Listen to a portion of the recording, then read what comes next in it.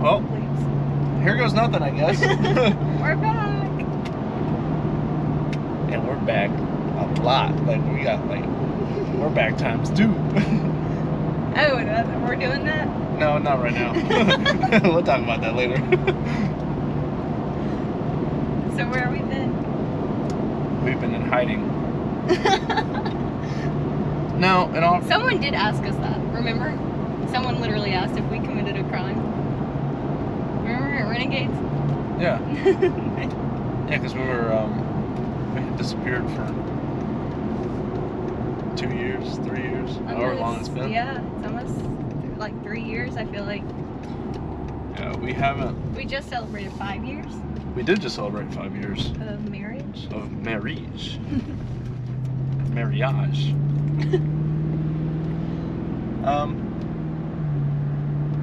Since we just started this thing, we have nowhere to put this camera, so I'm just gonna keep turning this thing as we go.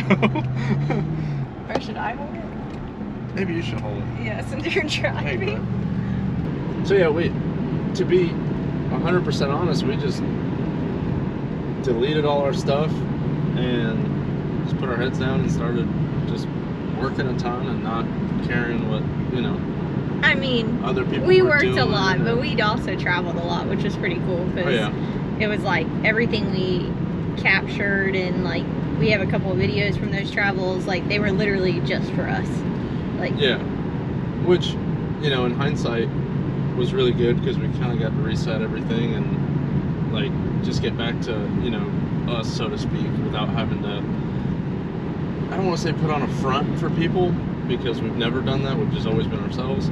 But I think with we were any just like kinda- more focused, like just on us. Like with any kind each of other. social media, you tend to kind of follow the crowd a little bit, and I think it got to the point where it was just better for us as not only a couple but a marriage, just to kind of do us and just put us first and just go travel and experience a lot of different stuff that we didn't experience, both financially and like even spiritually, and just going out there and traveling to these different places and getting a real look at just what it's like to live in a third world country and just a whole different world, really, and just explore and be able to do that kind of thing together. And we did take some videos and stuff like that, but to not post it, to not be on our phones, to just truly be in the moment out there jumping in waterfalls and going on hikes and that kind of thing. So that was cool.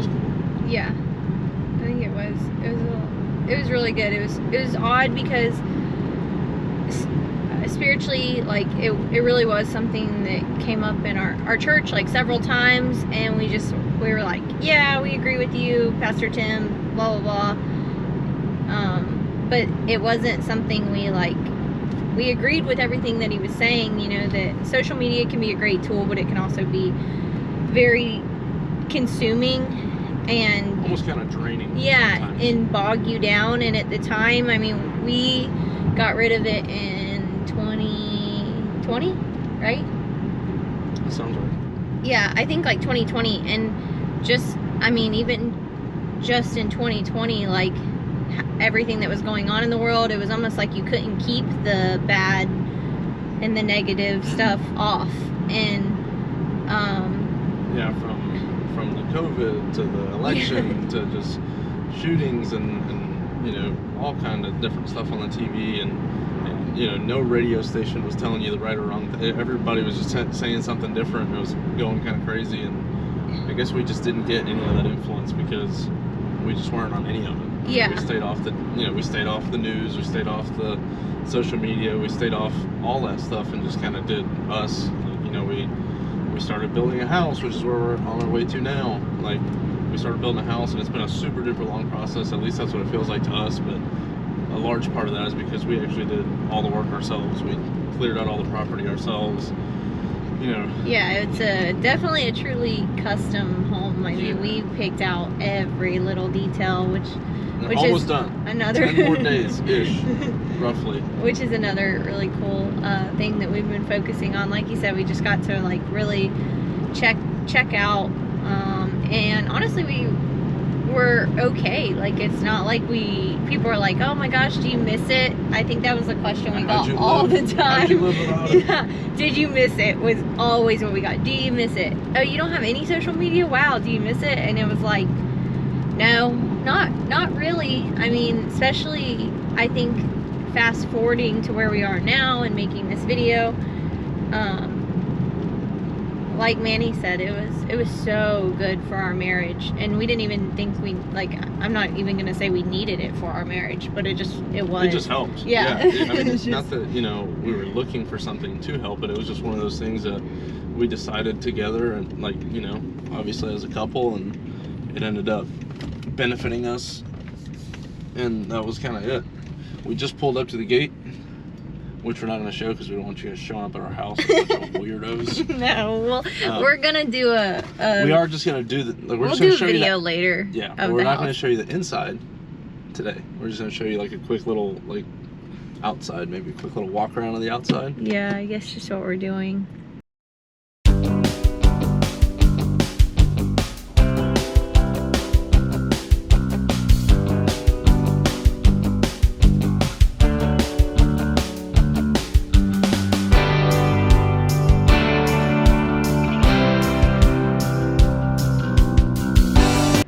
Doors painted.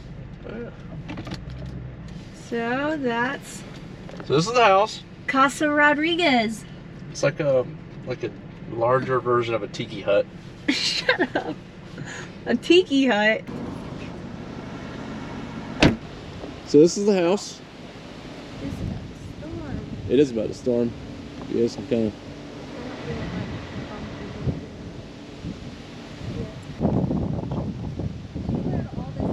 We did clear all this ourselves.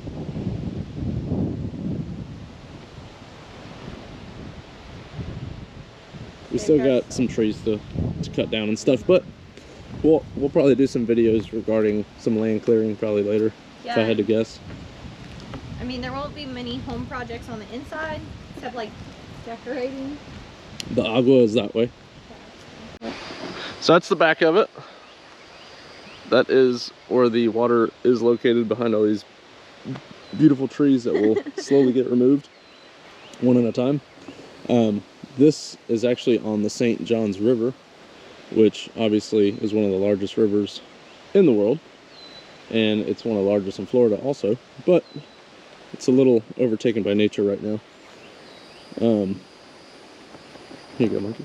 Are your facts right? Yeah, they're always right. Okay. So we just left the house. We did just leave. Super exciting.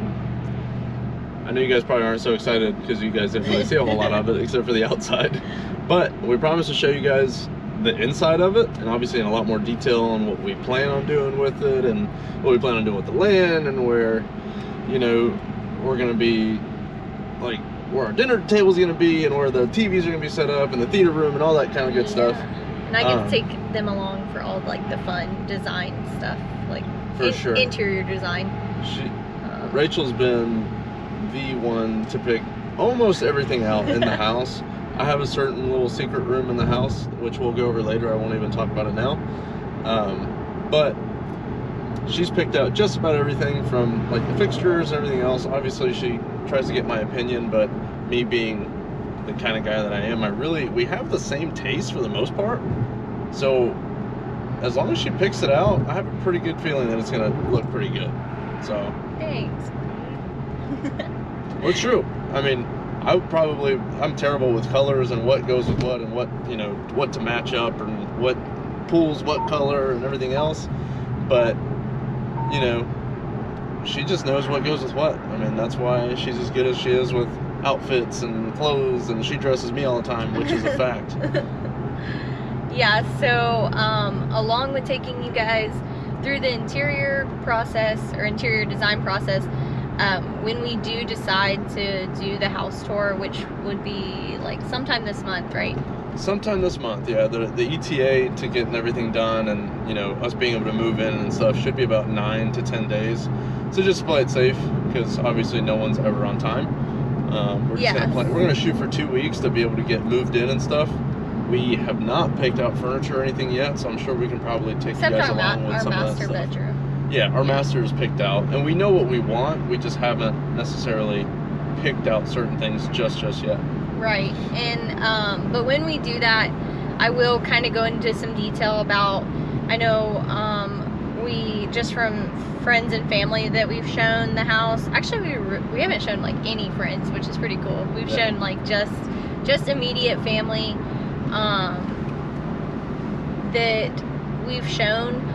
They are obsessed with the tile and like the countertop pick out that we chose, and so I'll go into more detail on like why we picked them and where we got them from, and really how fun that process was, and honestly how easy it was. So I think that's kind of like the biggest question. If we were to do it all over again, would we do it?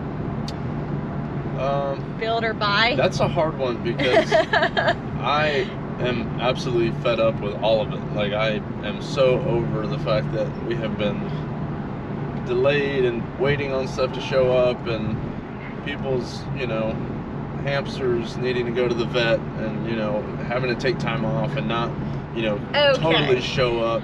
So no, I probably wouldn't do it again. They were like, the land's included, and then this is your custom home, and you pick out the trim level, and you can kind of upgrade this much and that much depending on if you're okay with that price. I feel like those probably are more priced out and narrowed down to a specific number. Ours was 100% custom down to the like the window seals and the doorknobs and the everything. I mean, I picked out everything. I made a whole spreadsheet. Thank God for Google Docs and Google Sheets, because that's where I put everything for our builder, everything that I liked, and just linked it there, and he went and ordered it, down to like the plumbing fixtures. And I mean, there was not a single thing he chose for us. No, he made suggestions about certain things on how he would do certain things, but he never tried to persuade us one way or the other. He gave his input, and if we took it, then we kind of just took it with a grain of salt, or we just told him why we wanted to do something, and then he kind of suggested why we should do it a certain way. But he never once just was like, oh, I'm just going to do it this way because I think this is going to be a little bit better than what they like. Everything was a decision. Or these are your options, or anything like that. Like, we picked out everything.